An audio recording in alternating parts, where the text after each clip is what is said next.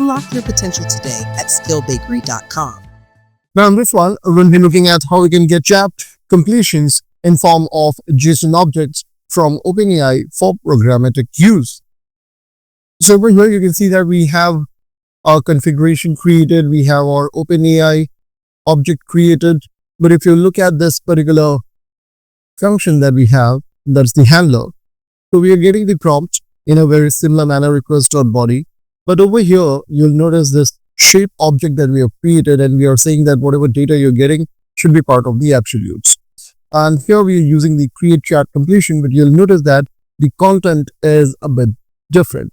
So here we are appending this message which says return the response as a JSON object with a shape of, and then the shape that we have defined over here is provided. Now, based on this, the OpenAI chat completion will return the output in form of JSON, which will match this shape that we have over here. And then we will be able to extract that thing by using JSON.parse. And here you can see we have completion.data.choices.message.content. And here we have our data, and then we are simply returning it from here. And if you take a look at the index.js page, we are printing the attributes over here.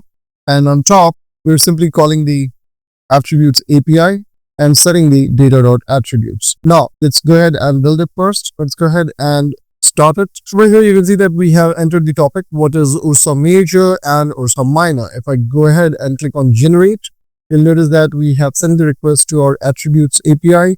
And here we are getting the output coming up. Ursa major and Ursa minor are two well-known constellations.